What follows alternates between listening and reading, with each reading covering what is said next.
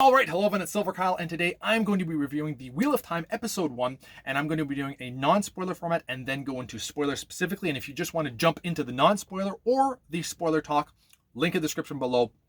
We'll jump you right into those so you can get right into it. Because I want to talk a little bit about it before I dive into the actual episode and TV show so far. So first of all, I am a massive fan of The Wheel of Time. I started reading this when I was like 14 or 15 years old after trying to read. I read The Hobbit, I read The Lord of the Rings, The Fellowship of the Ring, The Two Towers, got into Return of the King, couldn't finish it, it wasn't my cup of tea at the time. And then I decided to give Wheel of Time a chance, and I absolutely loved it. I think I was 15 when I started reading this. And I got up to maybe book 9 at the time. That was what was released. And then I just never got into the rest of the series because I was waiting for book 10, I believe. And I just felt like because there's so much that happens in these books. It's a 14-book series. And at the time, and they're all massive. Like this is 600 and some pages. It's almost 700 pages if I remember correctly. And I was getting them in this really small paperback books. Massive series that I felt like I needed to reread it again to get into it. And I've tried so many times, but I'm finally going to be finishing this book next year in 2022. Sorry, the entire series. I'm going to reread everything and get past that book 9 that I never read. So even though I never finished it, this is probably my favorite fantasy series. It's really weird to say that without even finishing it, but I just loved it every time that I would go back and reread them. I've gotten to book 4 so many times. But anyway, and I was supposed to do a review of episodes 1, 2, and 3 because that's what we got on Amazon Prime. Last week, they dumped 3 episodes, and now just Friday, yesterday, they released episode 4. And I was going to do 1 to 3, but I started rewatching episode 1, and I was writing down notes, and I was like, yeah, there's way too much for me to talk about in just one video for episodes 1, 2, and 3. So I'll quickly try to go through all of this. But before we dive into the specific spoilers and everything that happens in this show, first of all, check out the show. It's on Amazon Prime, and I think that it's not on the same level as Game of Thrones, not yet anyway. I think that there's potential for the story to be better than Game of Thrones. Like, I would say that, the first 4 seasons of Game of Thrones clearly destroys what I've seen so far in episodes 1, 2, and 3. But I would say that it's better than season 8. Although by that point you're so invested in the story of Game of Thrones, and I feel like it's fair to compare to a degree of the biggest fantasy show we've ever seen versus a new fantasy show, and I feel that it does feel completely different. And there's a chance, if they do things correctly, that Wheel of Time could eventually end up being I mean, it's going to be hard to beat the first 4 seasons and some of the characters and actors that they have, but in terms of the story itself, they might be able to. I will say though that the acting and the casting that they chose really did work well. When I first saw pictures of them before the actual show was revealed, I was like, oh, I don't know how I feel about that. The only actress that I've actually seen before would be Moraine's character, who I absolutely loved in Gone Girl, and for her to go from that to this, and I've seen her in numerous other things as well, but I think that she does a pretty good job with Moraine, actually. And a lot of the characters, I feel Rand is very well done. Although when you read a book, you always have your own ideas in mind of what these characters are like, how they act. You almost create mannerisms as well. And to not see it, because you have specific lines that you read from books, and they kind of give you a little bit about how they react to them and what kind of tones that they use. That in your mind, you create your own vision of what these characters are like. So it's very hard to do that, to go from a book and then into a movie or TV show and still hit what you had perceived. I strongly recommend these books, by the way. But if I was going to read them, I would instead of the hardcover, I'd get this, which is a soft cover, but it's just as big, but the font is a lot easier to read and it's a lot easier to open. Anyway, I'm going way too much into it because I'm just so excited. And that's why I knew that episode 1 would take too long to talk about. The locations that they use, like the landscapes, are absolutely gorgeous, and the colors pop so much more than Game of Thrones. And I would even say that the locations that they chose for this show pop more than the Lord of the Rings movies, which to me, that's like the best kind of fantasy that you can ever have. Game of Thrones could have beaten it if the other seasons were as good as the first four. There's times where the other seasons were good too. Like I feel like season 6 is pretty good. Season 5 is also pretty good, but compared to the first 4 seasons, just incredible. Do you see why I put the time slices? Because I just ramble on way too much because this is my kind of thing. I just love talking about this. So yeah, the colors pop so much. The way that the world looks is actually very similar to what I had in mind in a lot of aspects. There's a few things that are a little bit different here and there, or where I specifically would see some of the conversations should have been more so in town.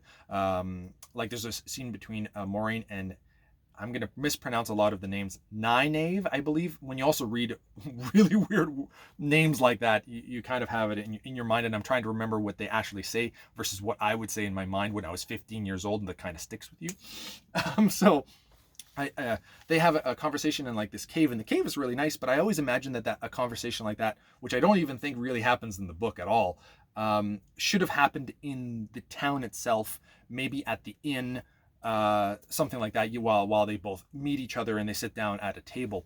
That's kind of how I imagined it. But anyway, so and the CGI for the most part is pretty well done. There's a few times though where I'm like, that looks clearly fake. That clearly looks like CGI. So for the most part, the look of this series, the landscapes, the locations, what they're wearing, the buildings themselves, perfect. I really cannot fault them at all. I think, and I actually think that they are exactly how I had envisioned.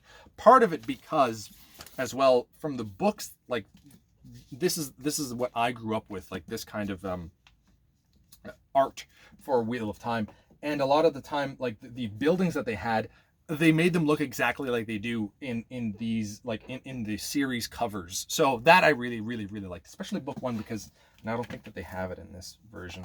It's the paperback that has it. Yeah. No. They had like when you opened it up, there was another picture, and you can kind of see them walking through the town.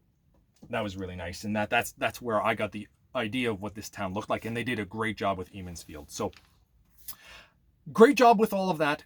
Casting is pretty darn good. Some of the writing is good. It's not as good as Game of Thrones, but it's still they're getting the points across, and there's a lot of things that they did right. Obviously, things that I would wanted more close to the book, and they're missing out on a few things. But they changed a few things that still kind of work. I'm happy with it. I'm in the middle where I'm want to see definitely more, and I think that I'm going to watch this till the end unless they really change things up. But from what I've seen, I'm hooked. I want to keep watching it. It's just not what I had in mind. That's the way that I see it. If you've read Harry Potter and you watch the movies, it's a little bit better than that in terms of, because I thought the books were way better than the movies, but a lot of people love the movies. But I feel if you read the books, they're way better. And then Lord of the Rings is the other way around. Lord of the Rings, the books, while at the time when I was 14 years old, I much preferred the movies.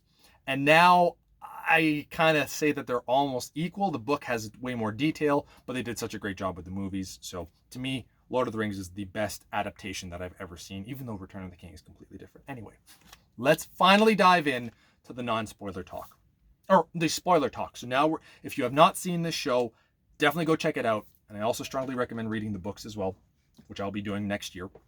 Probably starting in I might start now. I mean, I'm reading Lord of the Rings right now, but I might just jump into this because I'm just watching the show just makes me so excited. So the opening is Moiraine speaking about what is going on in this world. And I felt that the way that they introduced her in the books worked a lot better because we didn't know who she was. We didn't have any idea of what was going on in this world. And we actually have a prologue where they show the dragon. And to me, that worked so much better that you have this character. And we are going to be talking a little bit about what happens in the books for what we've seen so far in the show. I will not go further into the show or into the books that I've read. So I will not be spoiling anything for the future. Just what has happened so far, I will talk about, and little things that they did miss here and there. So I think that Moiraine should have been introduced like they did in the books, where we do not see her until she's actually at the inn. Afterwards, though, then we get some Aes Sedai, I believe is how they pronounce it. I always pronounced it Aes Sedai. I don't know. I'm weird.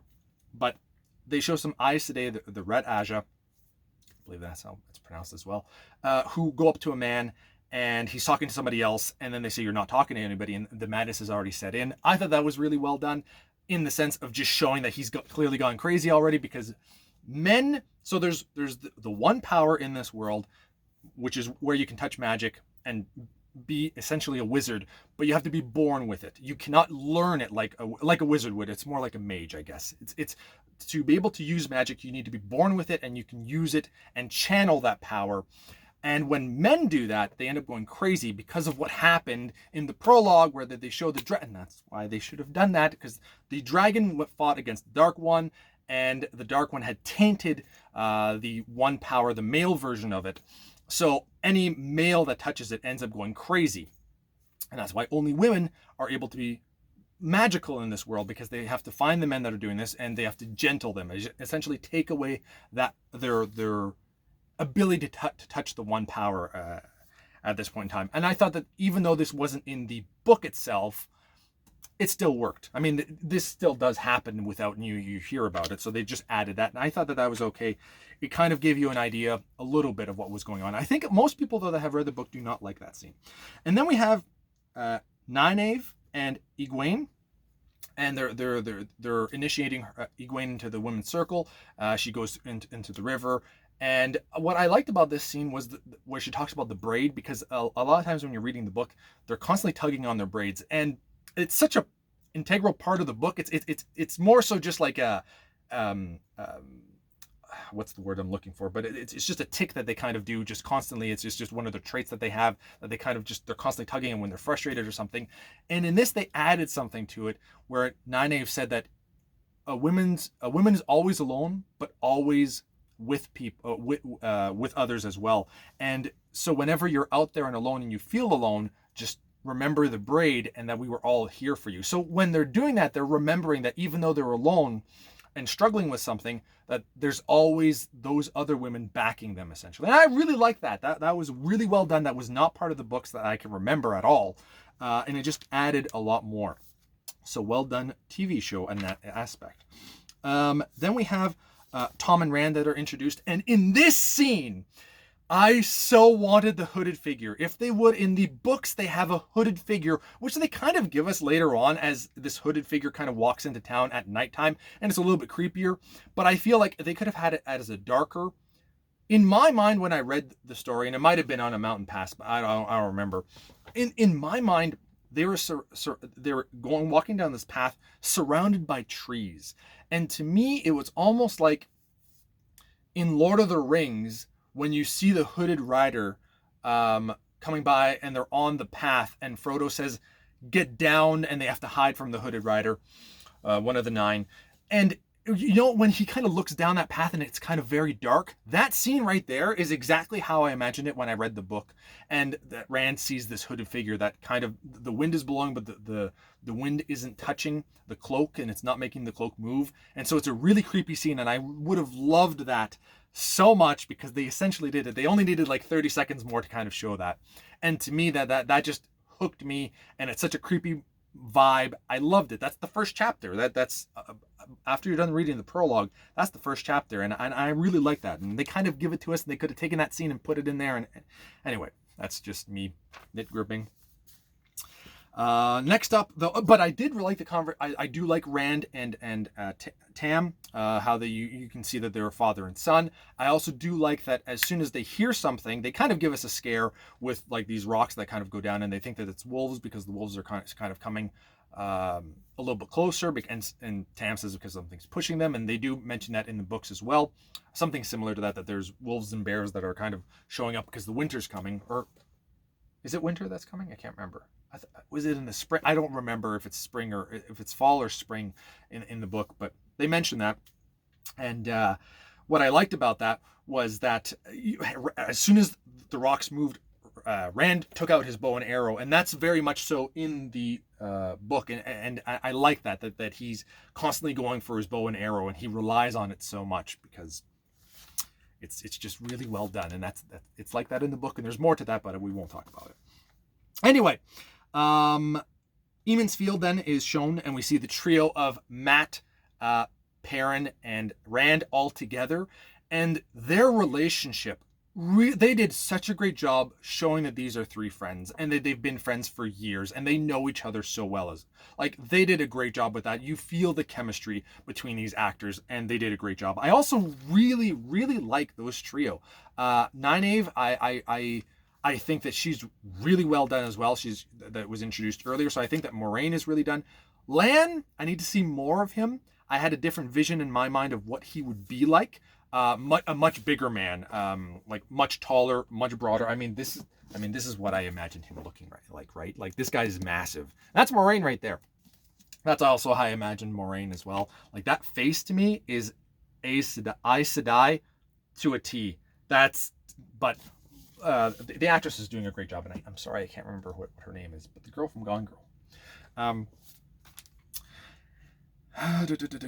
So yes, so we see the trio and we have the conversation between all of them. They did a great job. Then Moiraine is introduced, and it's a really weird scene where Lan walks in and they're like, "Who are you?" And they look at the ring, and it's like they already know that she's an Aes Sedai, and they shouldn't have. Aes Sedai is something that, you know, she should have already been there and people talked about it. And that's another thing too that they could have had, is that Matt has seen this hooded figure and they see that a bunch of other young men have seen this hooded figure. So it's kind of like all the young people have seen it, but none of their parents have seen it. So, and that was just an added thing to the book that just adds another creepy layer to it. And you're like, why are only young people seeing this hooded figure? It's really well done. Then we have the bombshell that Perrin is married, and I'm like, why would they do this? And once again, this is all spoilers, so if you see this, and I'm like, why would he's not married? Why would they do this? And I'm like, unless they're planning to kill her when the Trollocs attack, and then that's the only thing that I could think of. And I was like, to add an extra layer of like, oh, we lost somebody because there's nobody that really big that dies in that Trolloc battle. And I was like, okay, I guess so you can actually have somebody that does that. And I'm pretty sure she's pregnant because he keeps touching her belly, and that just makes everything so much worse. And then we have Matt, who is kind of shown as he cares about his sisters and his parents are complete trash. And while that isn't necessarily in the books, it added another layer to Matt and made you really root for him, because he ends up stealing a bracelet because he loses out on some money when he's using dice, which is just very related to Matt, which we'll see eventually as the books or rather the TV show continues. I'm already at 17 minutes. I'm so sorry. I'm only halfway through. I'll try to get through this. But we see that Matt stole a bracelet because he lost some money trying to win it in a gambling thing.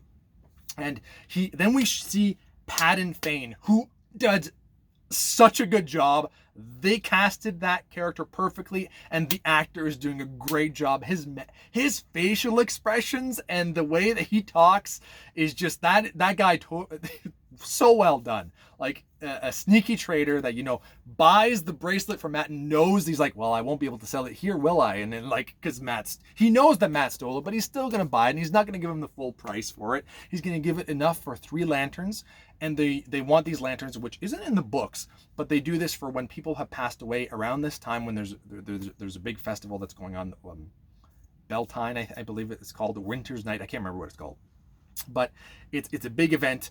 And in the TV show, they have these lanterns for anybody that has passed on and to bring them back.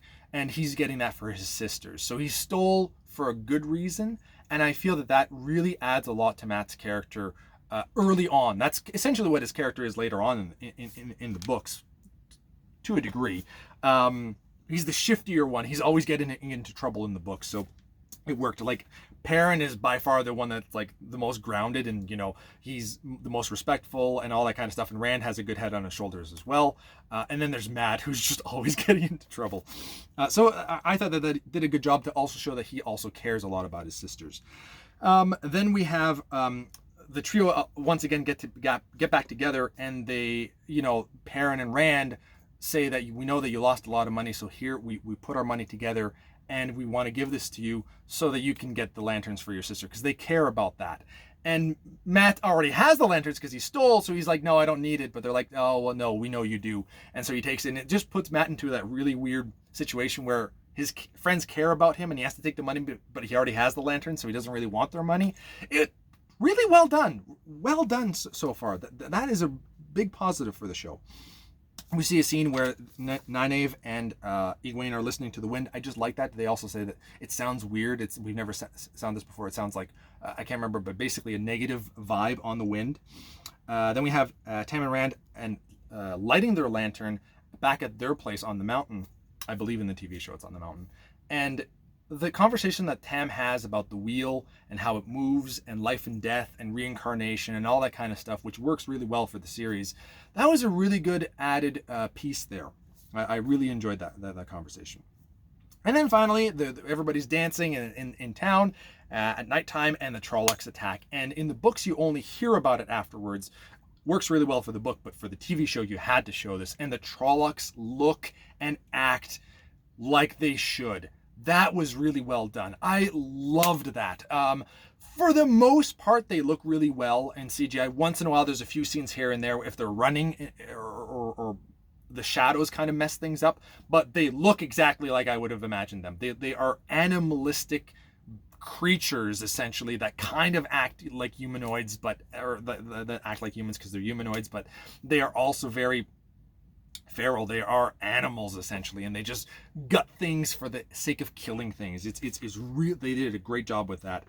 That battle, that whole scene where the Trollocs attack is great. We see Nynaeve and Egwene seeing the chaos around them. They're trying to save people that they can, even though, and another scene to just before this with the lanterns, we do see Nynaeve lighting a lantern by herself, kind of secluded. Everybody's kind of on like this lake, I believe, or at the water on some kind of beach, all together they're all together, and she's off in this path, and she's surrounded by like bushes, so nobody can see her. And she kind of wipes away her tears, composes herself, and then moves on. And I thought that was really well done. That really added to her character. There's a lot of little instances that they did a really good job with this show, and I was really impressed with it. And then we have Perrin and his wife, and they kind of, bring in a bunch of people, and I'm going to mention this. I knew this was coming. They kind of battle the Trollocs. I like that the wife, even though she's not from the books, because she's from Two Rivers, Emonsfield. Also, yeah, Emonsfield, perfect. It looks exactly like I imagined it would. They did a great job with that, because it feels so alive when you're reading the books, and then they just nailed it in the TV show. So they're looking at all of this, or they're battling the Trollocs inside like the blacksmith area, and as Perrin just starts killing one of the Trollocs with an axe, and he kind of gets like a bloodlust, and then he hears a noise and he swipes to the right, and he smacks his axe into his wife's stomach, and he kills her. And that adds, like, I was like, oh, I thought a Trolloc was going to kill her. I did not expect Perrin to do it, but that makes sense because he doesn't really want, in the books, he ends up not really wanting to use his axe. He doesn't want to kill people. That's not his way in the books, and it's just because that he's really big, and he wants to, like, I guess he's always been stronger than he expects to be in the books and stuff like that. So that's why he never really wanted to, he has to always make sure that, if I'm going to grab something, I can't squeeze too hard, because to me it's not, because he's just, I guess, a really big, strong guy. And this added another reason, another layer as to why he wouldn't want to be using his axe, because he killed his wife his pregnant wife by accident. Nicely done for an added character. Then we have Matt going to go save his sisters. He's like, he runs away, and there's all this chaos, and he goes to his parents, and they haven't saved the kids because they're pieces of shit. So he has to go out there in the chaos, and he opens the door and he sees everything, and he's like, yeah, I still got to go save my sisters. Really well done with that. A lot of people like that scene. Then they go to Rand and Tam, who are just having their supper, a late supper, back at their place, and they don't know what's going on in town. And we have the Trolloc burst in, and then as they're battling it, once again, Rand goes for that bow and arrow, and he hits the mark at one point, but then there's too much chaos going on. We have Tam go for his sword, his heron marked sword, and that I had shivers during that scene. That's the only scene that gave me shivers, when they specifically showed the heron mark on that blade. I was like, oh man. And then he starts battling. He's able to take on the Trolloc, but it shows that he's a little bit rusty, and he kind of does an okay job, and eventually Rand kills it. That's exactly in the book. And what I wish that they would have shown, though, is obviously Rand, going through the forest and dragging his father with him. I wish that we would have had that, because there's a little bit of information that they give to us in the book. But for the most part, I really like that scene. Moiraine and Lan then show up, and Moiraine just starts killing everything, and Lan is there just to protect her. So he just circles around her, and you can see that they have been battling like this so often. They know each other. They have chemistry together. They did such a great job at showing the trio having their chemistry. They did a good job with Egwene and Nynaeve also having chemistry together and being close together. And then Lan and Moiraine, the way that they battled, they did a great job, because he's just constantly just circling her. He's just protecting her against anything that's trying to get to her, because she's able to kill dozens of them all at once, but anything that gets close to her, Lan takes care of. And there's one part where she ducks, he goes over and swipes, and there's a few other times too where they worked so well in sync. Loved it. This is where, though, we kind of see at one point where she pulls like rocks and she uses them to throw at the Trollocs, and the rocks look so fake. That was the worst part of CGI that I had seen throughout this entire show so far. But yeah, everything else was really good. We also get a scene where the villages together, kind of, now that Moraine's there and there's less Trollocs, they take over, and it's a bunch of women too. There's some men there too, but the women and men are fighting together against the Trolloc, and they just destroy it. I loved that scene. The music that they played also for that battle was really well done. I liked the music a lot in this show, but I really felt like, yeah, that's awesome. I was really in the mood, got in the mood for that. And finally, then they say, okay, it's the next day. Rand is there. Moiraine heals the father, and in the book, I think he just kind of like passes out. And then she explains that she's there to save all of them, and they need to get the heck out of there. And everyone's just like, okay, all right, let's do this. There's no real there's 300 more Trollocs apparently coming down the way, and I don't think that happens in the book. But she convinces them that they have to leave, and there's a big conversation, and they kind of just like said okay, and Tam just like looks at his Rand and just like nods, and like that's it.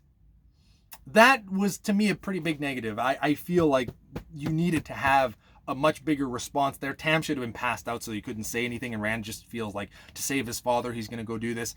I feel like you could have had a little bit more here, but overall, a great first episode for the most part. I would have changed quite a bit, but for what they're working with and what they've added and just the chemistry of everybody, I really liked it. So I seem like I'm praising it so much because I think my expectations were so low. And so I wouldn't give it it's not perfect at all. There's a few things that were, there's a few things that they added, and just the chemistry of them, they did a great job with that. But there's definitely some negatives. I'm just enjoying it. It's not Game of Thrones levels, but it's still an enjoyable show. So I'm really enjoying it, and I can't wait to talk about episodes 2 and 3, rewatching them, and I'll do a review of them. And then we're going to be finally watching episode 4, and I can't wait. I just want to dive through this. 28 minutes. God. The next videos will not be this long. Thank you all for watching. You've been bearded in the beardage.